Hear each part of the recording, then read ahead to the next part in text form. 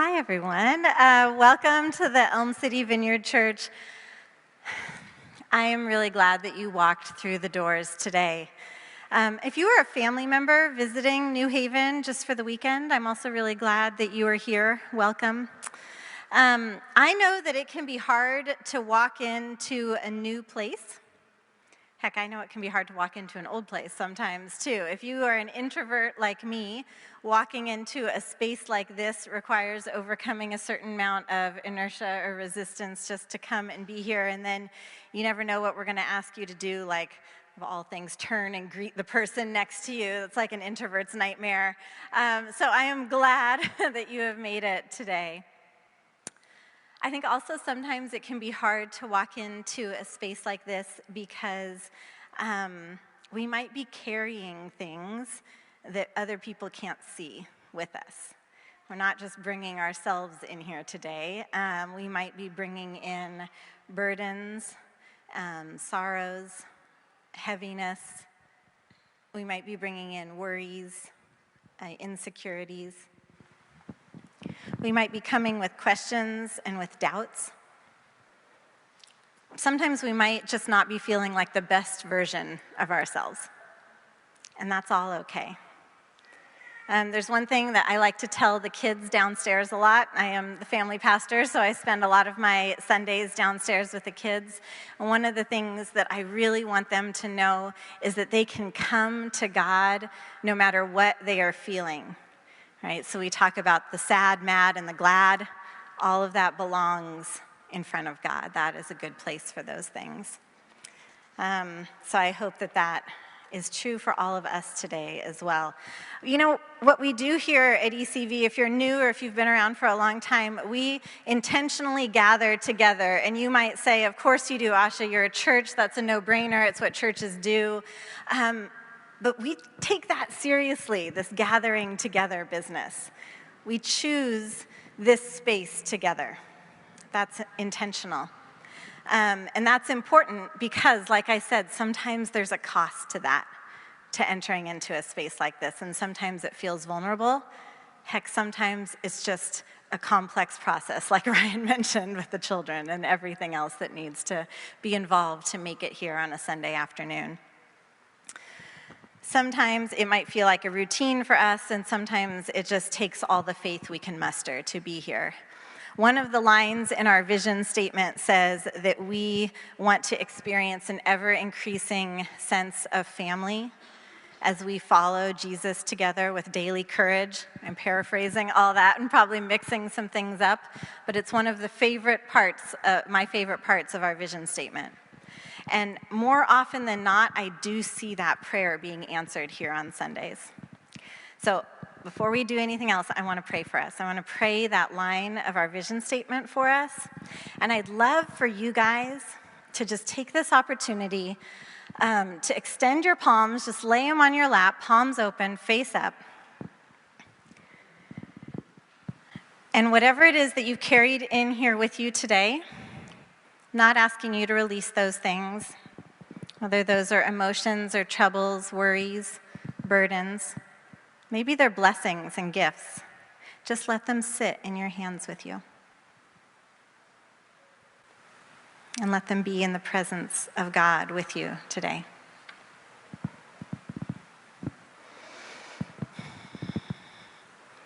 God, here we are.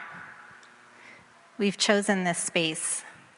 We've chosen to gather together in your presence. We come with all of this in our hands. We ourselves are a mixed bag, God. And we need you to be our shepherd. And so, Jesus, would your good words and your goodness be with us today, to do work that is pleasing to you, that is good for us, and that brings you glory. I pray this in your name, Jesus. Amen. Thanks, guys. Okay, I gave the Roots kids up here an assignment. You remember what it is? They're supposed to smile at me and give me a thumbs up every time I look at them. I told them I might be a little nervous, so you did a pretty good job. I want more enthusiasm next time, though. So when I was a teenager, my mom had a sign in her cubicle at work that said, "What other people think of me is none of my business." Can you believe that? I used to hate that sign.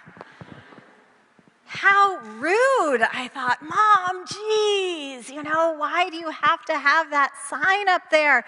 Everyone's going to see it. And she's like, yeah, Asha, exactly. That's the point. Ugh.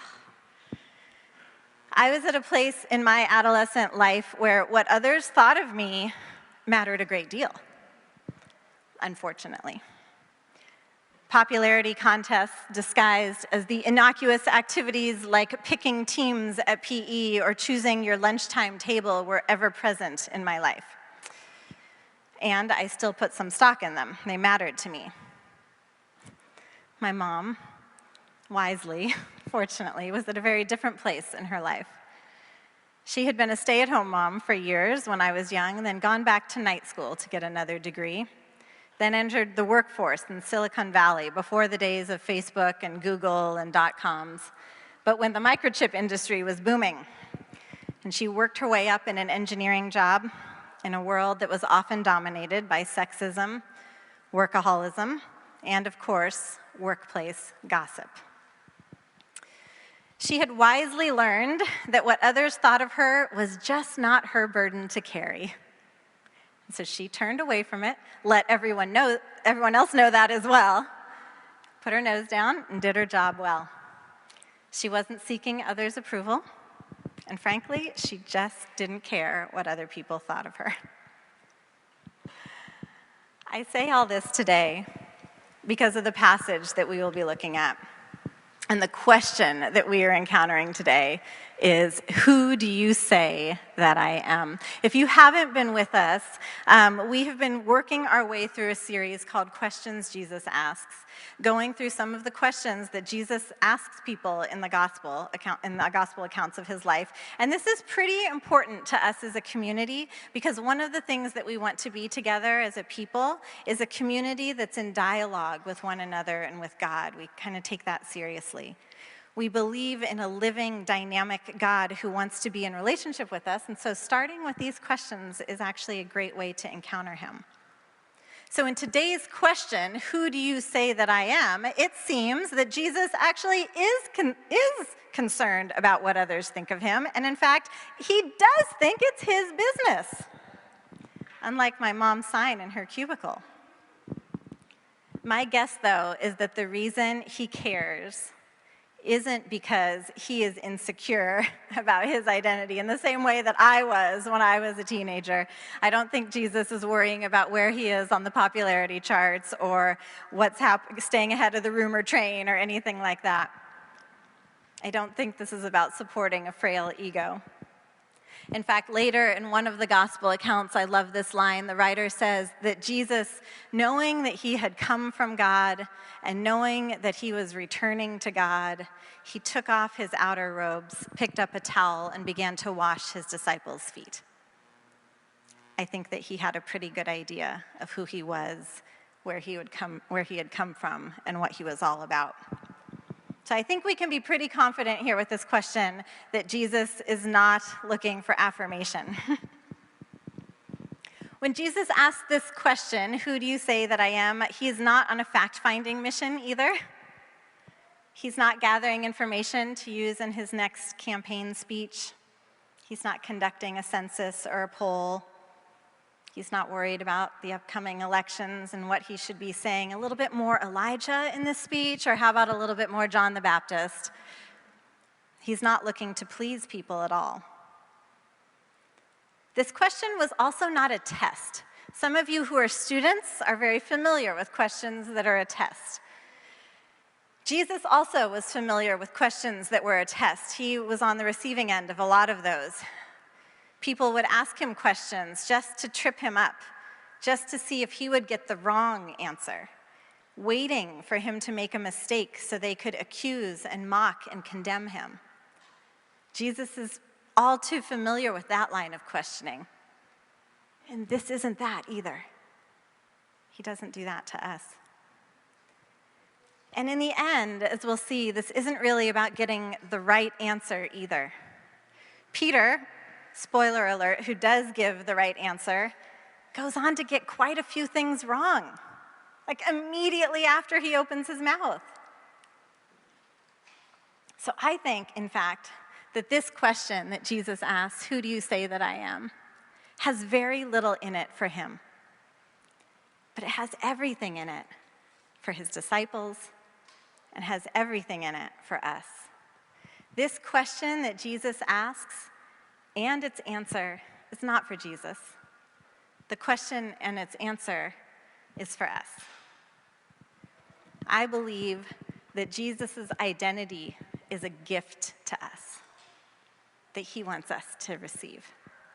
And I hope that we can not only spend time answering this question of who do you say I am, but we can also receive more of who Jesus is in these words. So may it be. I had 2 dreams this week. They were very intense. In one dream, I was confused and angry and powerless. In the other dream, I was confused and angry and powerless. Can you tell what I might have been feeling this week a bit? I don't use swear words a lot in my life. I am a Sunday school teacher, after all. But in my dreams, I was cursing like a sailor. Like I woke up and I was like, didn't know I knew that word. When I woke, as is often my practice, when I have an intense or memorable dream, I pray. I ask God, what was that all about?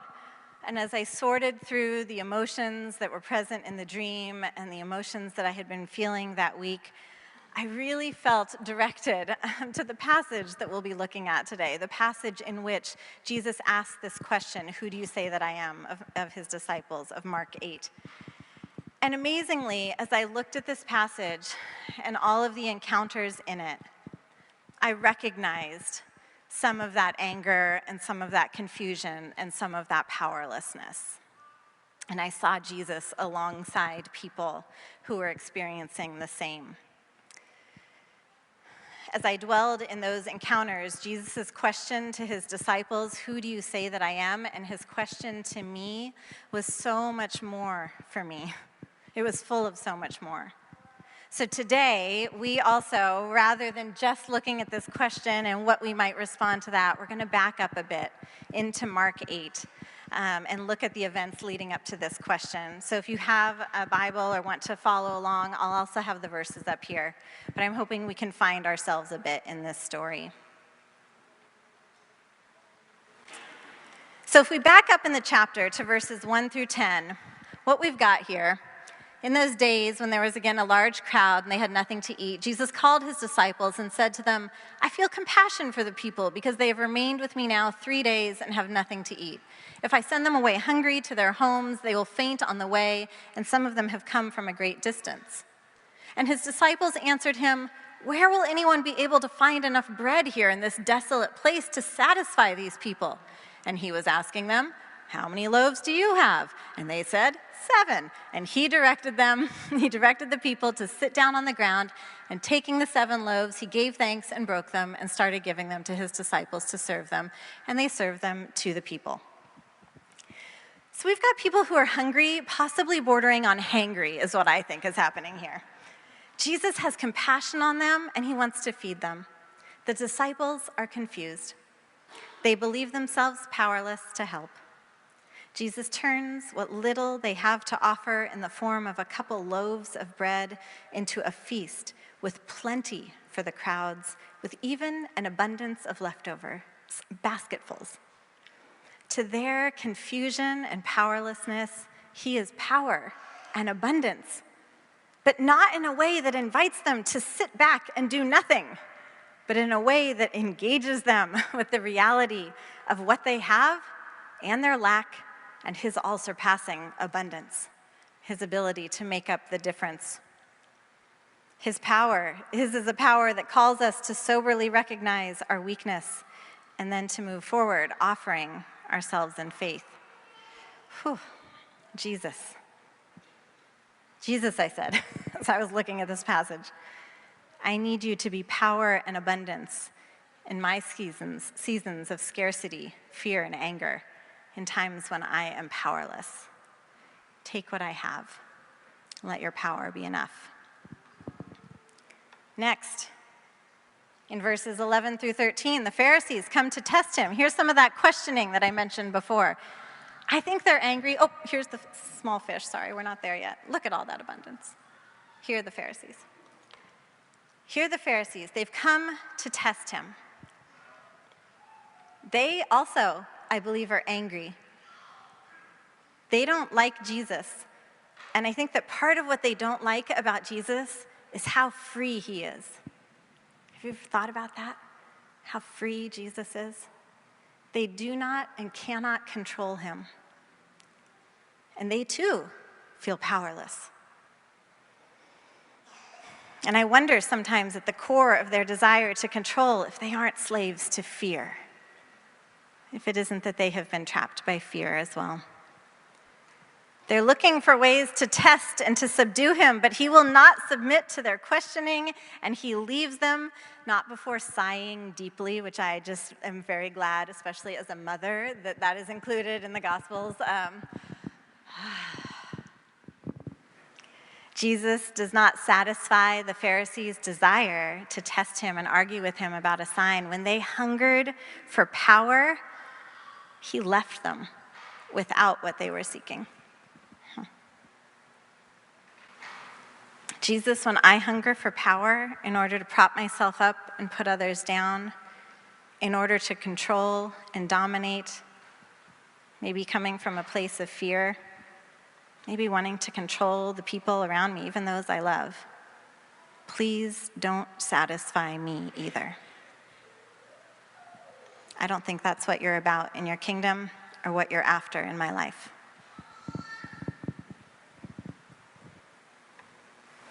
Jesus wants to use this as a lesson for his disciples.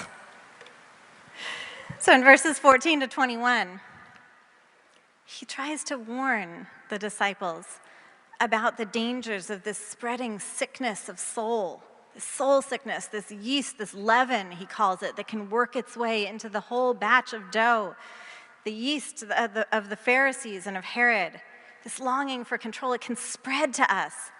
Be careful of this. His disciples, they think he's talking about real bread. They're worried because whose job was it to pack the bread, and now we've forgotten it again, and we're going to end up breadless at the next place we go to. He implores his disciples to understand who he is, to see. He uses the words of two of Israel's great prophets, Jeremiah and Ezekiel, when he asks them, having eyes, do you not see? Having ears, do you not understand? Do you not hear? He asks them if they have hardened hearts. And then he asks them, do I have this up here? Not yet. He asks them to remember the number of overflowing basketfuls they had just experienced.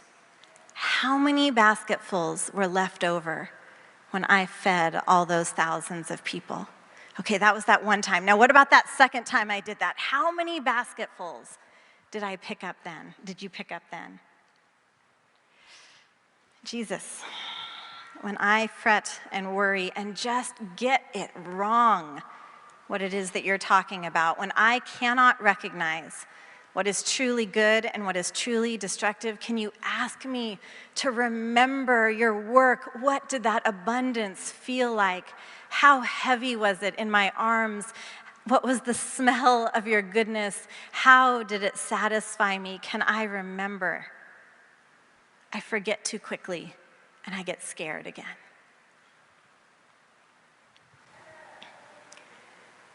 The last episode before we get to the question that Jesus asks is in verses 22 to 26, in an encounter with a blind man. He's brought before Jesus, and Jesus sort of unceremoniously heals him. He sends the man home, urging him not to tell anyone. Jesus, let me never forget or fail to see the wonderful work that you do in the life of a single person, even when it might not get talked about or noticed. It will never make the national news or go viral. You open the eyes of the blind, and man, sometimes we are all blind. Help me not to be blind. It's after all this, right? The feeding, the dismissing the Pharisees, the rebuking the disciples, asking them to remember, the healing of a blind man, that Jesus takes his disciples and they go up to another region in the north, to the villages of Caesarea Philippi. And he asks his friends, the ones who had just lived through all of this, who do people say that I am? And finally, who do you say that I am? He has just shown them quite a bit about himself, even in this last little while. He has fed the hungry. He has given sight to the blind. These are key miracles if they're paying attention, right? He disturbed the religious leaders of the day, upending their notions of power and powerlessness. And he speaks to them now in a region that is dotted with shrines to a pagan god and with temples in praise of Caesar. In light of all these things that you could call me, in light of all that is worshiped here and what you have just seen and witnessed, who do you say that I am? You've been hungry, you've been powerless, you've been confused. You've experienced abundance, you've marveled at miracles, you've been fed. Who do you say that I am? I was challenged so many times this week to consider this question. This is what I was thinking about. In a difficult time with a friend, who do I think Jesus is here? What could he be doing? What is he up to? What does he care about? In the national news, who do I say Jesus is? What is he doing? What does he care about? In ongoing uncertainty about our family's transportation needs, that's a long and amazing story that has the fingerprints of God all over it. Nevertheless, I am asking, Jesus, who are you? What are you doing? What is it that you care about here? And in all of those feelings of powerlessness and confusion and anger, who do I, Asha, say that Jesus is to me right now? Who can I count on him to be? Who do I need him to be? So you might be wondering, well, what was their answer? Did they have an answer? Now, he does ask them first who others say that he is. This might just be to kind of like get their juices flowing a little bit. It's easier to say, well, I don't think this, but other people say you're John the Baptist, right? And he says, who do you say that I am? In the end, it's not their answers of John the Baptist and Elijah and one of the prophets that he's getting at. He presses in, as Jesus is known to do, and asks them who they say he is. Jesus takes a deep dive on those levels of intimacy. This is the DTR. This is where we're actually going to talk about our relationship. Peter, it may not surprise you if you know anything about this passionate and zealous follower of Jesus. He is the first to jump in, and he answers this question: you are the Messiah. Now, this word, Messiah, it would have meant so much to Jesus' Jewish disciples, right? It means anointed one, the one who is appointed to be king, the long-awaited one. The key in the lock of Israel's history, the one who has power, who is coming to restore, to overturn, to make right. You can pin your hopes on him. That's the one. This is big news. In another account, in Matthew's account of this scene, Jesus commends Peter, and then he warns them all not to tell anyone. And it's at this point that Jesus decides to fill out their definition for them a bit more. Peter had got the right answer, but he didn't really understand what that meant. God is not satisfied with that. He will always come deeper with us. So he takes another deep dive with his friends, and he lets them know about what is going to happen to him. the Messiah. In verses 31 to 32, we read that he began to teach them that the Son of Man must suffer many things and be rejected by the elders and the chief priests and the scribes and be killed. And after 3 days, rise again. And he was stating the matter plainly. There's nothing hidden about this. Jesus is filling in the picture of the Messiah for them. Yes, he says, that's the name of who I am, but this is the substance of who I am. I am readying myself for suffering and death. That's the kind of Messiah I am. Now, Peter hears this and he's indignant. He is outraged. It might be hard for us to imagine how this could actually provoke that kind of reaction, but I have seen this kind of reaction twice with my very own eyes. Once, many years ago, when I was spending the summer with a host family in Tunisia, in North Africa. They were the most hospitable, warm, welcoming people, and they were passionate. They remind me of Peter. I would sit at the table with them, the dinner table, and I couldn't understand what they were all saying in Arabic and French, but it sounded like they were very, very angry because everyone was yelling. And I asked my host sister one day, I said, what is everyone arguing about? And she said, oh, that's just the way we talk. We're not arguing. They're passionate. My host mother one day asked me about Jesus. They were a Muslim family, and she wanted to know what I thought about him. And so I was all like cool and just totally culturally savvy and interculturally competent and stuff. And so I was like, oh, he's God in human form. This did not go over well. She slapped her hand down on the table. She was indignant. God is not lowered like that. God does not do that. You have demeaned God. That's blasphemy. Believe it or not, it was a great summer. I had a really good time with that family. But that's a story for another day. The memory of her outrage at that stayed with me. The second time I saw this was when we lived in Istanbul, and it was the year that Mel Gibson's Passion movie came out. Now, whatever you might think about that movie, or Mel Gibson for that matter, one thing is for sure, it provoked a lot of conversation. It came to Istanbul, and people were flocking to see it. We went with a Turkish Muslim friend of ours who really wanted to see it. And if you don't know, this is like a very graphic depiction of the Passion narrative. So Jesus' last days, his arrest, his torture, his crucifixion, and his death. To be honest, I can't even remember if the resurrection is in it. Does anyone? I don't know. I can't remember if the resurrection is there. It was that intensely focused on the suffering. Our friend sat through the whole thing with us. She actually really liked it. She was very moved by it. She cried. And then afterwards, when we talked with her about kind of what she thought of it, she explained that this was absolutely unthinkable to her. That Jesus, one who is greatly revered in Islam, would suffer such an ignoble death. Capital punishment at the hands of a foreign government, naked, mocked, discarded. This is not the ending of the story of one of God's holy people. Could this be the Messiah?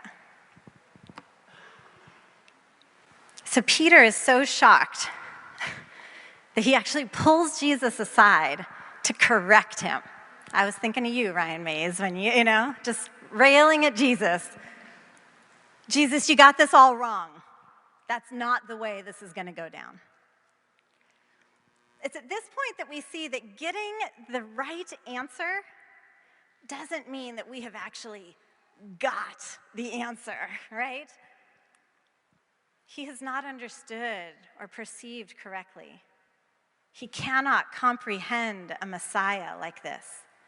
And yet this is the identity that Jesus has shared with his friends and with us. He even goes so far. And so it doesn't end great for Peter in that moment. Jesus kind of rebukes him back. Get behind me, Satan. You may have heard this passage before. That is what Jesus was rebuking him for. Don't stand in the way. I know who I am. And he says to Peter, to the disciples, and now to others who are there, if anyone wants to come after me, They must deny themselves, take up their cross, and follow me. For whoever wishes to save their life will lose it, but whoever loses their life for my sake and the gospel's will save it. For what does it profit a man to gain the whole world and forfeit his soul?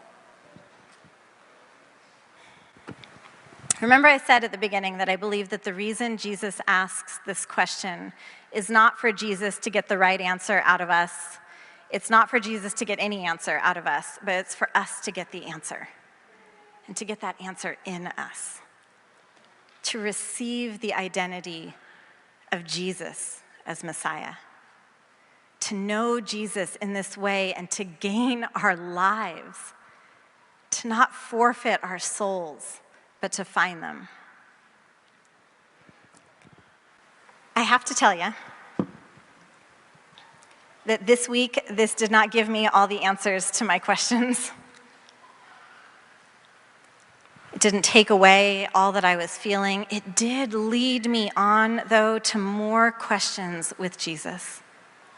With a Jesus who now, as I saw him, who would upend power, who has compassion, who feeds the hungry, who urges me to use my little faith, my little bread to feed many, who freely walks away from attempts, mine or other people's, to dominate, control, or belittle him, who exhorts me to see, to hear, to carry a soft heart with me, Jesus who will heal my blindness, sometimes with very little fanfare. Jesus who says, yes, I am the King, I am the Messiah, you have got that right, the powerful one, the anointed one. Now let me take my leave to give up my power, to suffer and die, because that's my glory. What? I don't know about you, but I don't see that kind of power around here very often.